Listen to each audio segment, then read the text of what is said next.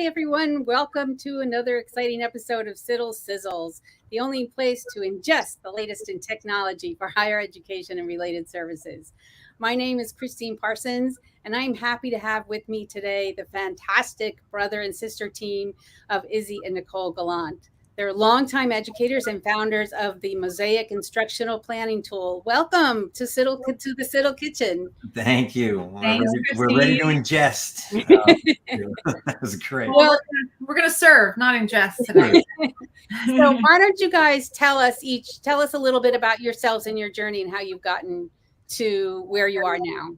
Sure. I'm Izzy Galante, obviously, and I been a 32-year educator. Started in the classroom.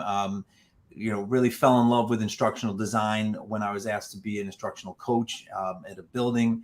Took that to a national level with some organizations, and then ultimately branched out on our own to found and create Mosaic, and brought in with me my the credentials behind my enthusiasm, and that is my sister Nicole.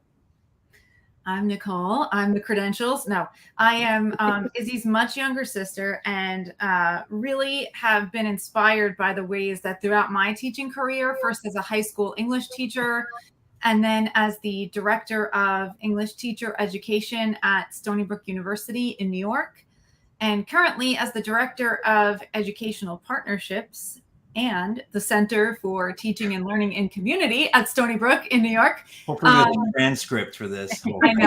Sorry.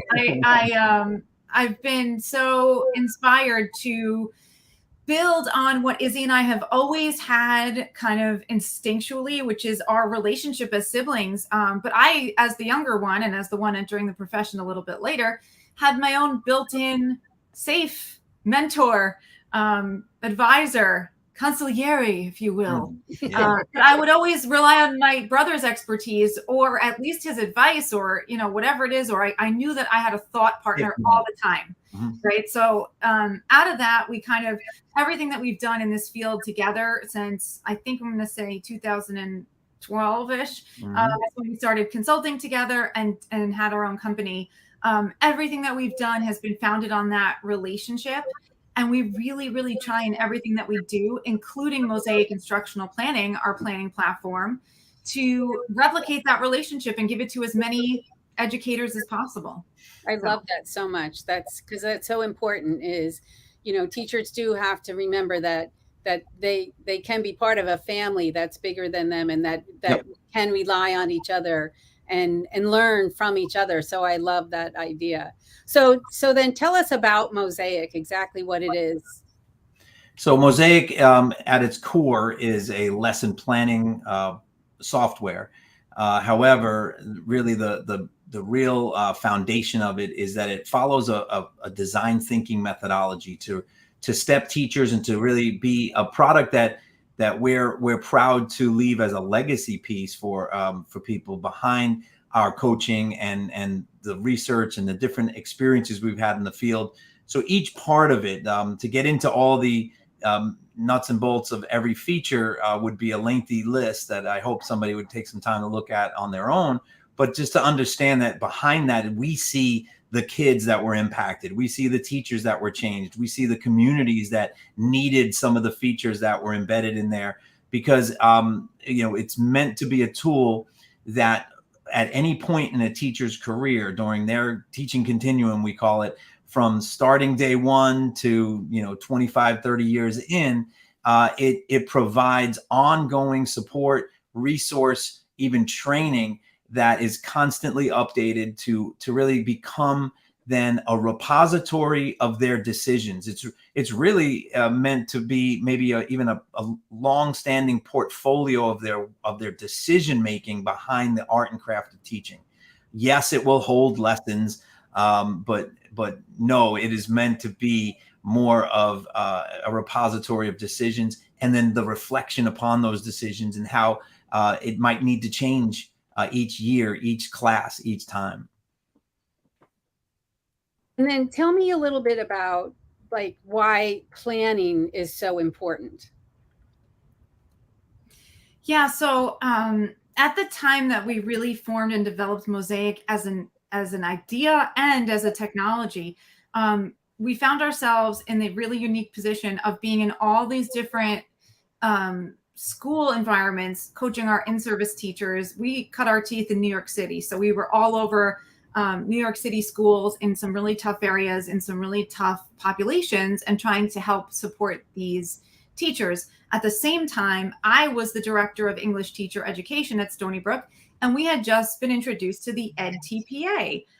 It was this new assessment that, I couldn't believe that my students had to do. I had some of my greatest and most talented students, breaking down and really just didn't know what to do with themselves. So Izzy and I were looking for a way with our in-service teachers to kind of leave that support with them when we weren't there, and back up that, gradual release kind of model and give them that support.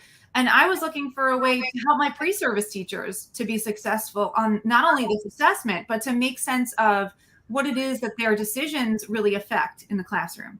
So that's why planning for us. I mean, we really had a moment where we kind of came together, the two of us, and said like, okay, what is it that we really do? What is it that we think is the most important thing? What's at the core of everything we do? Christina, it came back to planning for us. Yep. Absolutely. I was going to share that I was an athletic coach for the 16 years of my teaching career.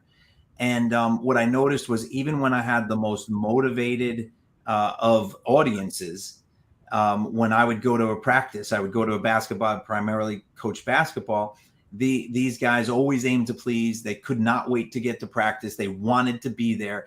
And if I didn't have a structured plan of action for them, then I felt uneasy. They didn't know what next steps were. And then quick story, the true story, an unfortunate true story, but a true story, is that we would practice a certain inbounds play. You don't even need to know what that means if you don't. In other words, there was structure and function of this play. We get to a game, and my player, we're inbound. I think, here we go. We're fine. We've been working on this all week, and he literally, the authentic assessment. Yeah, he literally threw the ball to the other team. And when I got back to the bench, or he got back to the bench, in a moment of a timeout, it wasn't like the critical game-losing play or something. But so I said, "What the heck happened?" Now he said, "Well, he was never there in practice," and it reminded me that I didn't account for all the possibilities. I was teaching him how to do one thing, not look at everything. And so from that point, not necessarily that point on, I had this epiphany, but it really, really stood out that if I wasn't planning, just like with my math teaching, if I was teaching students to solve one question, how to approach a problem, then I might be missing out on teaching them how to solve and approach every problem. And so no matter where we went to coach and what condition we were being brought in under, it seemed to come down to that, whether it was even behavior.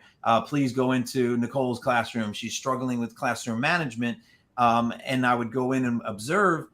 And until Nicole or, ex-teacher was able to really articulate what the expectations were to the students, what respectful tasks that they might have built for that moment, we couldn't address the behavior issues outside of some, absolute chaos.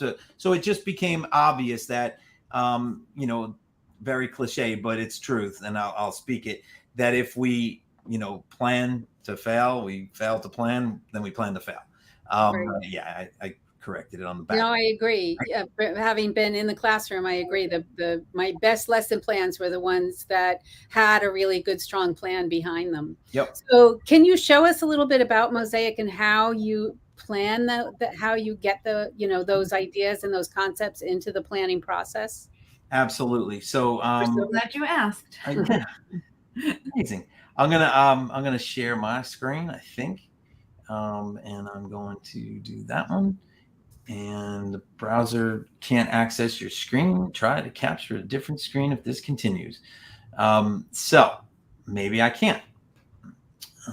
Maybe I can. Give that a shot. Let's do that. Anything. I think we got it. Oops. Oh. How's that? Yes? Yes. All right. Well, what you're seeing right here is the Galante family fajitas lesson plan. And we took you through the first portion of it in anticipation of possibly getting to visualize and see kind of how the system works. So, you know, any time you a teacher or anybody is going to develop a learning experience on Mosaic, there's 3 frames that take place and are a part of the process. And that is a workflow, some input here in the middle. And then on the right side is our really ever important coaching panel. For instance, we have conversation here on the coaching side around multiple entry points, which is what we did for our entry into this fajita lesson. And how looking and giving kids and anyone really choice and voice in the process really is an important piece of the entry into the content conversation. We then include additional video coaching here linked to this section specific to creating really high quality lesson starters. And that follows through the entire process. So that's what we talked about leaving, if you will, some legacy behind, leaving some coaching in there so that it really prompts and encourages teachers to intentionally consider their decision making. In general, we're met at first glance with every standard that you could possibly imagine, built to states, and how they would want to see and what they might want to see parsed out by course. We can go through all that, but it's a really nice at a glance tool, always tracked to grade level and to content choice. And it's a starting point that makes a lot of sense, right? Like in pre-service teaching, the number one thing is like, well, where do I start? You know, I taught English teachers how to be teachers. So they would often in their student teaching come to me with a stack of novels and say, okay, they just said to do these books. What does that mean? Right. So, you know, to start standards based was really important for us. Yeah. It is the foundation of everything, particularly as the industry moves away from, hand given text and, really moves to a much more flexible environment and flexible content, grab, because really knowledge and just general understanding is at our fingertips on our phone. So now we got to think about what are the choices we make with that knowledge and with that content. And that becomes the more important piece of the puzzle. Attached to that, and really, really, really importantly, we have a way to embed any and all local, state, national frameworks, or even ones that are created school-based to the system as a support system for teachers who are under all these expectations. We've always been, right? I started teaching in 1990, very proudly, to say that I was on a chalkboard and had a mimeograph, to start. When we first got that first Xerox, it was like, the world changed for us. And now we're in hybrid environments and, we can't even imagine that where we would have come. But all in all, where we're going, right? Where we're going. Exactly. Yeah. But the thing that will never change is the attention to detail around social emotional context of learning and culturally responsive learning, which really came to the forefront in our world during pandemic, and now is so important to understand those factors and how that factors in. And so we've created a system and a way for teachers to have at their fingertips some guidance and even a way for some coaches to associate that guidance with some coaching. So this is, it looks more than just a teacher planning tool. Like I still have teacher friends that use a notebook where they still write down in their calendar, but this looks like not only are you providing a way for teachers to incorporate their own lessons already, but then to make sure that they're hitting all of those important frameworks and those important coaching models. And can they add their own coaching information in there? Yep. So, and as well as up here, so you'll see in the top right corner, we have, again, our coaching and kind of, assistance and help guide, and then notes and comments. And these are all different tabs. So you saw the framework, you saw the coaching. The notes and comments is a two-way conversation between coach, administrator, and teacher. And they can have a running log here of comments and feedback and different areas and places of growth. And when teachers resolve those comments with their coaches and with their instructional leaders, and Nicole knows this from working with the pre-service teachers and their student teaching, we do a one-to-one program where the student teacher has a program and their advisor also has access to the program. So they have this log and this conversation that they can go back and forth with. When they resolve their comments, it doesn't disappear. It strikes through to show that it's resolved, but it becomes, again, a running transcript of their feedback and hopefully their growth.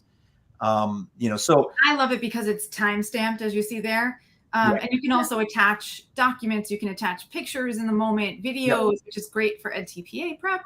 But also I can just watch and observe a lesson and not only have the lesson plan with me, but in real time move to different sections of the lesson and leave a comment like your do now is getting a little bit long. And as soon as I hit enter, it timestamps it so we can kind of have some. Right. And what we've found, Christine, is that a lot of schools will then use a certain section as the focus of their professional learning rounds or professional learning communities, or even, again, higher ed will use a certain section to develop and give the time that it takes to really develop the art and craft of what we're doing and how we're trying to support that.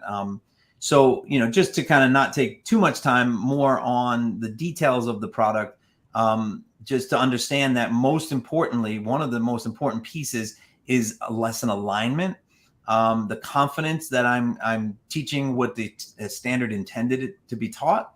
And in this case, this would be like a strategic level 3 apply, which might mean a whole lot or a whole little to some people, but it's given to the teacher. So now I at least have a starting place of understanding of maybe how far I should take this concept, what my content limits might be, and then some coaching on the side as to what that would mean in reality, and what kind of, let's say, assessment question might I expect a student to be able to answer as a result of mastering this standard. That's great. A really, really important. And certainly important when you're thinking about EdTPA. And we have a white paper that we will put into the comments there so that everybody can see how the EdTPA and Mosaic are a match made in heaven. But as you know, when we're planning, even for university portfolios, there needs to be research and theory included in the lesson plan. So this is the Karen Hess-Rigger matrix. We're using Bloom's taxonomy. We're using Webb's depth of knowledge. So all of that research, theory, and even evidence-based information is in Mosaic for them. Yep. That's amazing. These are the pieces of the puzzle that matter most. So when we talk about finding evidence of learning, of course, ours were the final product. We were more of a performance task, if you will. I love that you both work together on a lesson plan for your recipe. I think that's amazing. Yeah, well, and really, well, first of all, you think about Mosaic, right? When we talk about a recipe, we were just, as you know, when we met you, this was like a match made in heaven for us, because we're like, oh my God. And when you first asked, do you guys like cooking? We're like, I didn't know how to quite answer that because we were talking about a whole different line of thinking. But now the resounding yes is that to look at the pieces of all the different things that go in, because I did always say we come from I should say a long line of Italian cooks, and many arguments around the table about whose meatballs were better, and they're all using the same recipe. Yet somehow, when a different personality, a different pinch is, different to different fingers, somehow that pinch changed everything. And so when you think about why Mosaic is called Mosaic, that's what we're talking about. It's not taking the teacher's personality or their spin on content away from the teacher. It's saying, what are the choices you're going to make that experience just light up for people and be accessible to everyone? And you'll see in the video, in the time when we cooked, we have different taste buds around our tables. And so even though we have the same recipe, if you will, we have to approach it from different ways and find multiple pathways to get everybody involved and engaged. And I know in my family, I have 5 children. It's not easy to get everybody to like the same thing at the same time. So there's definitely ways, just like in teaching, that we have to take all the pieces and create this great mosaic out of it.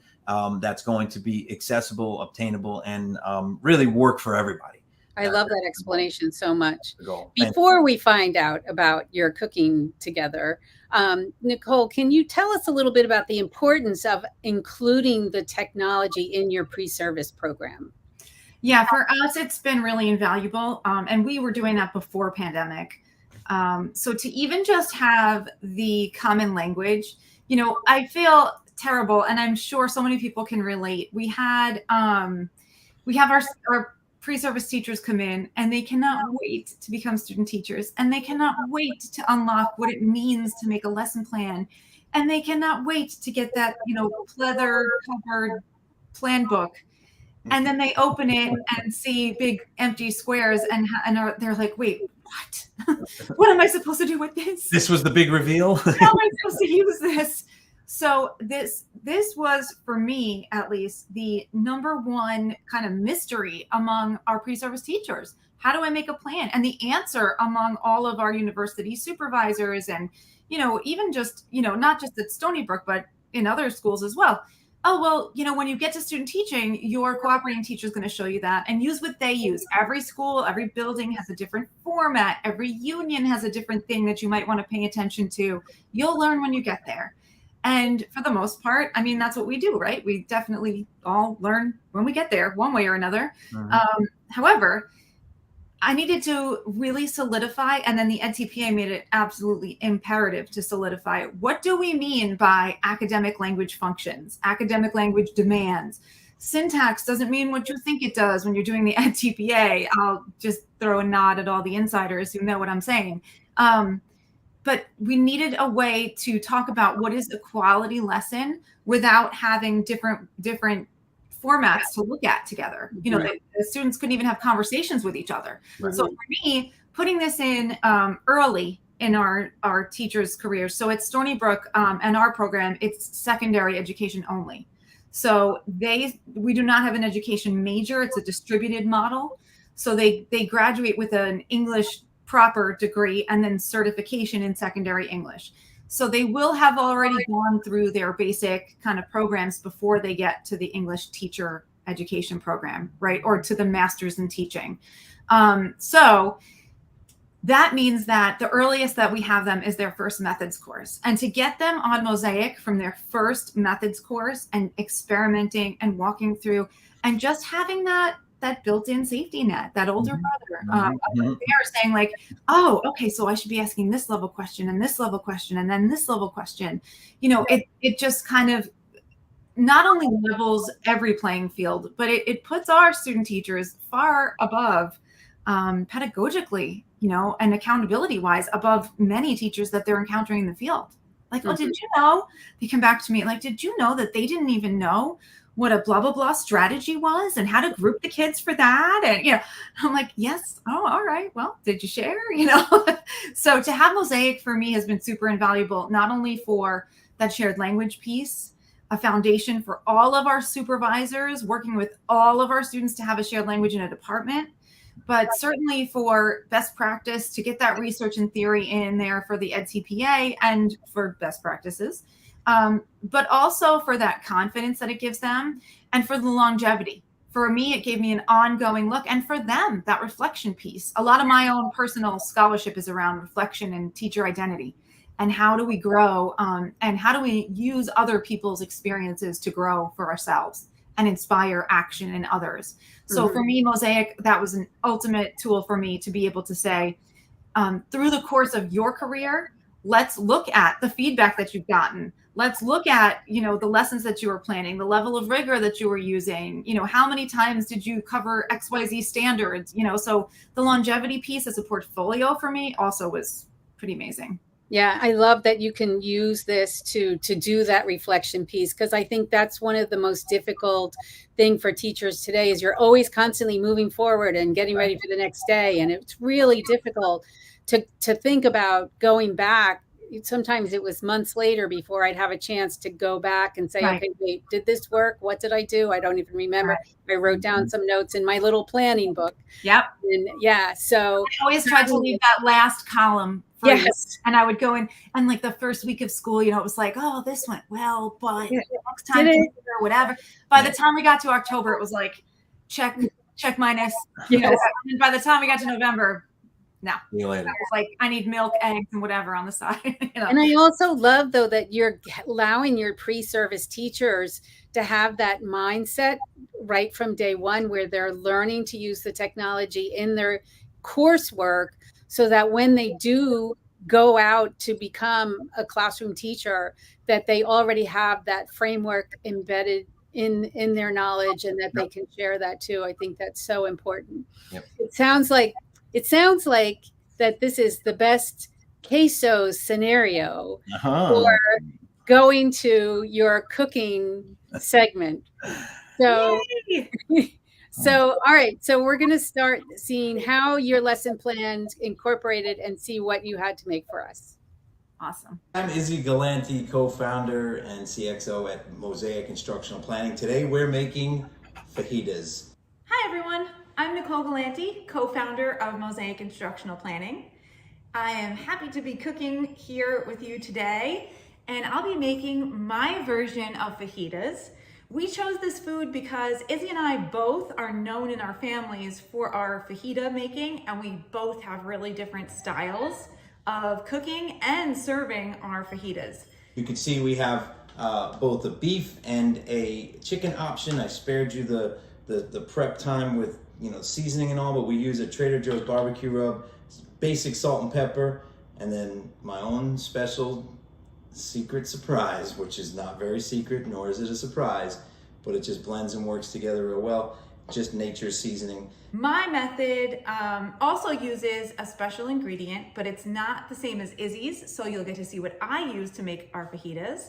And when I serve the fajitas, they are not the traditional fajita style. So before you come for me about that, this is the way that my family likes them. Some of us like to put other ingredients that would make them be called a burrito. Some of us like taco ingredients, but we call them in our house fajitas, and this is how I make them. First thing, of course, we do prep the vegetables, get them fired up. Then we're gonna put the meat on the grill and take it from there. All right, we've done all the prep for the peppers and onions, and now we're gonna get them into the hot oil on the stove. I'm back with my son, Izzy, and he's gonna help me make our beans for beans and rice, which is what we like to eat fajitas with. Put a little bit of oil on the bottom of the pot. These are the black beans. Mm-hmm. So we're gonna put just a little drizzle to cover the bottom.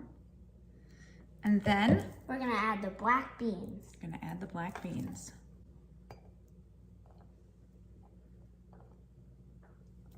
Perfect. We're also gonna add some of our chopped red onion. Mom, there's still more. Yep, we can get them out with a spoon. While our rice is cooking and while our fajitas are cooking, we're gonna cook the beans on very low heat on the back burner of our stove. We're also gonna add some salt and pepper to these beans, but that's it. All right, we're getting ready to put them on the stove and get the peppers and onions cooking. You'll notice that there's 2 platters. That is not because there's so much. It's because my family is very particular in how and what they eat. And God forbid, the peppers and onions inside where we're gonna put the chicken mix with where we're gonna put the beef. And so we definitely have to kind of differentiate for them and make sure that there's multiple options and multiple ways in which they can enjoy their food. And so we're gonna put each in for really low and slow. That's the key when I'm cooking peppers and onions, low and slow. And then at a certain point, we'll get the meat on the grill and get that fired up. So we have cut up our onions, orange pepper, red pepper. That's what our family likes in fajitas and sometimes to snack on before we cook. So now we're gonna put a little bit of olive oil in the bottom of our pan. And we're gonna scrape all those things in the pan. Go for it, bud. Nice job. And I taste tested the red pepper and the orange pepper. And what'd you think? I'm having red pepper. Super good. Great. Okay, we're gonna stir these around a little bit, let them cook. We're gonna put salt and pepper on top. Here we go, salt. Here we go, pepper. And we're gonna add a little bit of Goya adobo seasoning right on top of our vegetables. Just like that. Now we're gonna put a heavy dose of seasoning, especially early because the water and the oil kind of don't mix well, as I'm sure you all know. And a lot of the seasoning tends to burn off early, and so we'll re-season after with a nice heavy coat first. As mentioned, simple salt and pepper, and then my secret sauce, which is our nature seasoning. It's really just a great blend of spices, including garlic powders and all kinds of good yummy stuff. It's time to get the meat on the grill. Had preheated the grill a little bit, got it up to speed, and for us, we're going to leave it on just to the point of being cooked, but certainly not overcooked, and just about ready, because then after we're going to slice it up and soak it and put it inside that oil and those peppers and onions. It's looking good. As I mentioned before, we're going to pull these off just a hair earlier than I normally would. It's because they're going to continue to cook in the last few minutes in the peppers and onions and in those pans in there. We're going to saute our peppers and our onions before we add our chicken. So now we got it off the grill. I'm going to slice it up so that, make some strips out of it. And we're going to cook the last few pieces, or the last few minutes, I should say, of all the pieces in the pan with the peppers and onions and all that amazing flavor mixed with all this amazing flavor. And there you will have your Texas Tex-Mex fajitas made the Izzy Galante style. Well, I cut up some chicken, and in fajitas, usually chicken is cut into strips, but our family likes it in chunks. So while Izzy was cooking the peppers and the onions, I cut up the chicken, and now we're gonna add it to the pan. Now I gotta keep stirring. Before you start stirring, we're gonna add some more salt and some more pepper.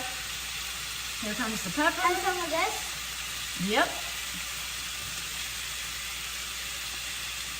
Here comes the salt. I'm gonna add another little dash of salt. Great job. And you add that. Here comes this. Adobo. Oh baby, that's good. Nice. All right, so we're going to put the beef in one side, okay, and then we're going to take the chicken, I'm going to slide that on into this side. I like to try to cover. These don't really have a cover, so we're going to kind of just leave it as is, but you can see those peppers and onions have been caramelizing nicely, and the steak is just a little pink, as mentioned, so that we can finish cooking inside of here. Our steak eaters like a lot of vegetables, so I overload that one. And our chicken eaters do not like a lot of vegetables, so we kind of leave them just a little bit shy.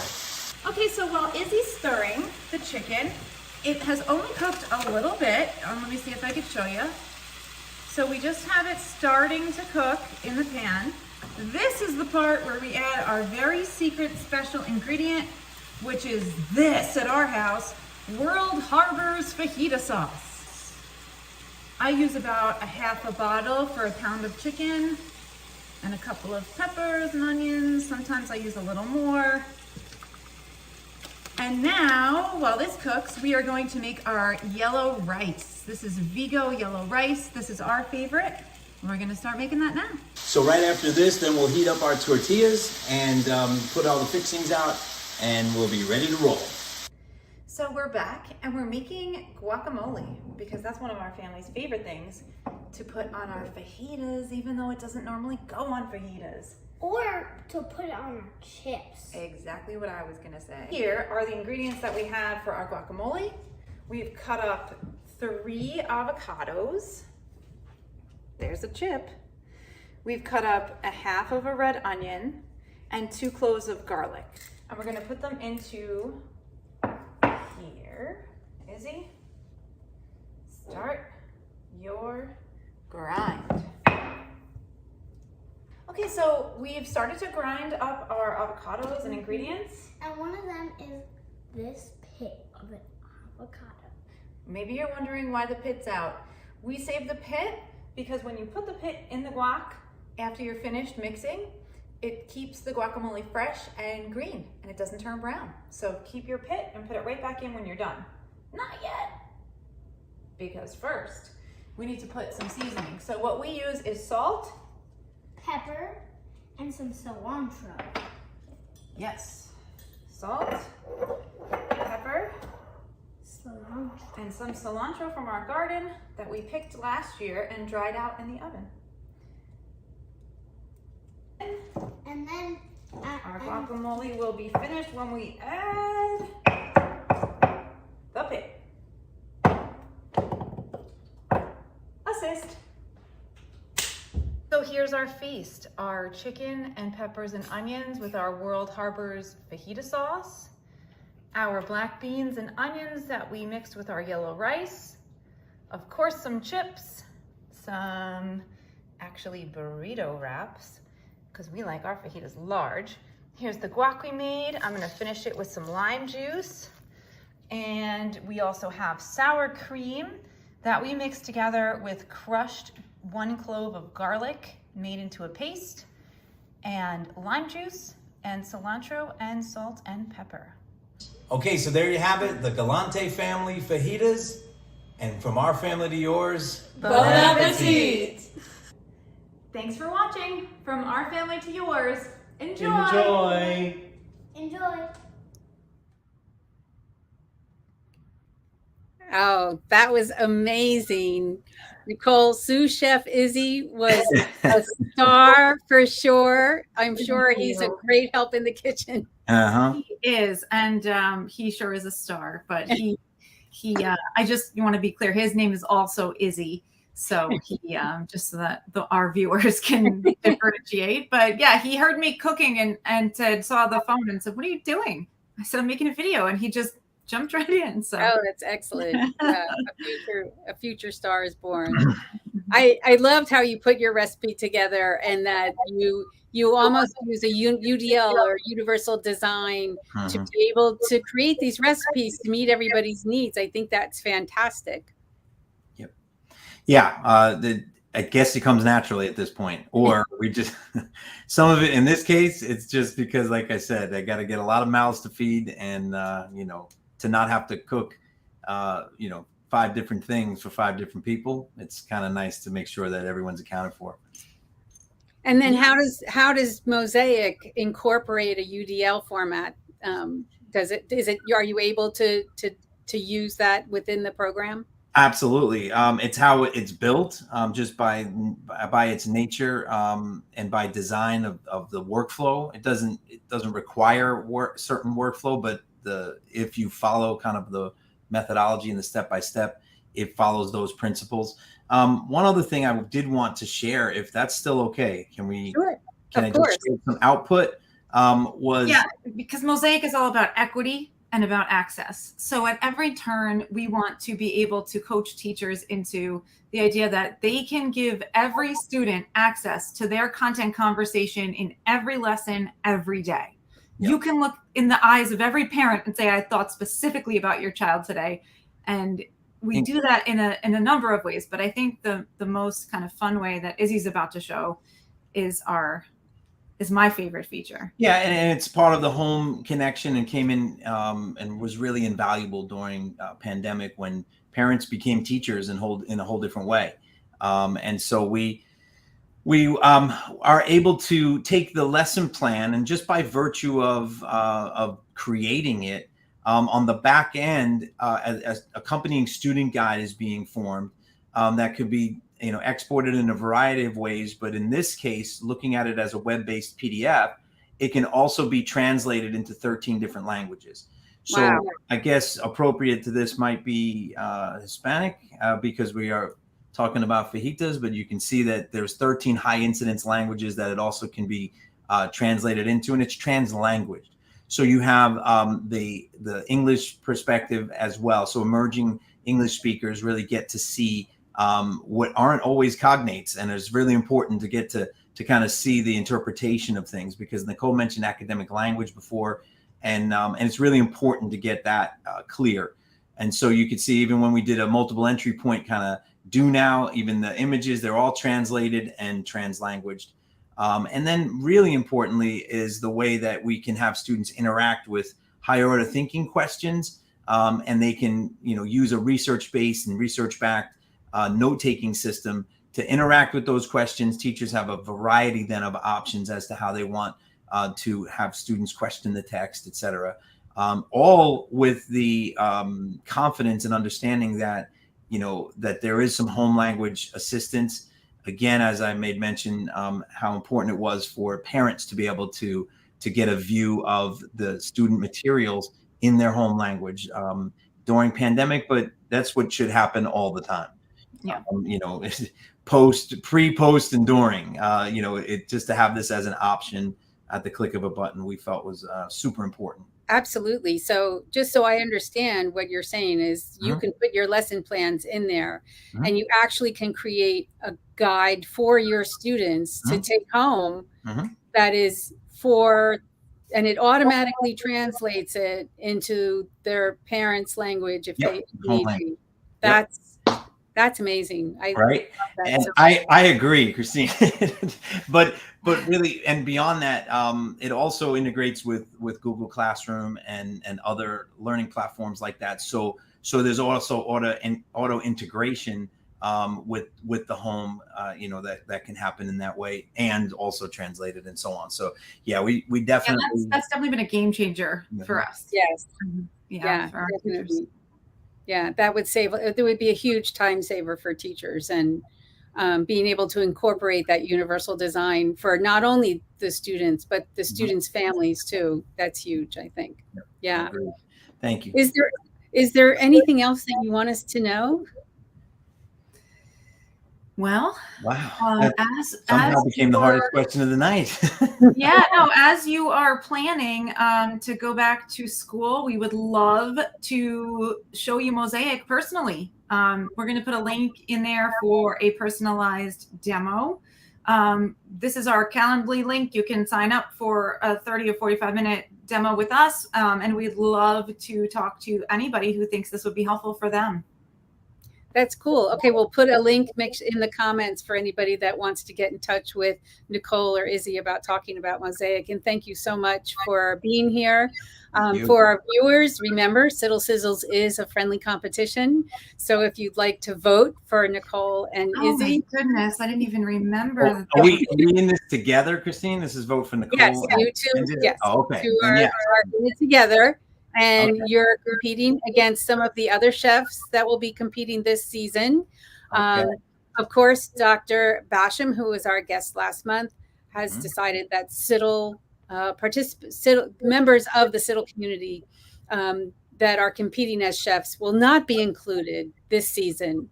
So we're looking for new chefs that are outside of our community. And you guys, so you could say that you guys are in first place already. We're in first place.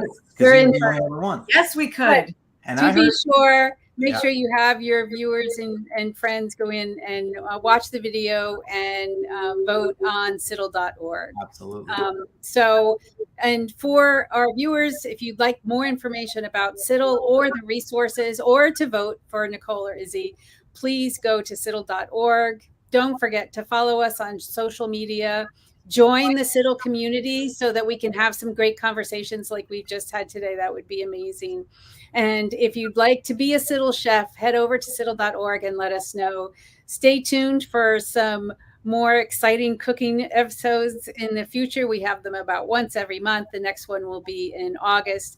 Thank you again to my guests, and we look forward to seeing you very soon in the kitchen.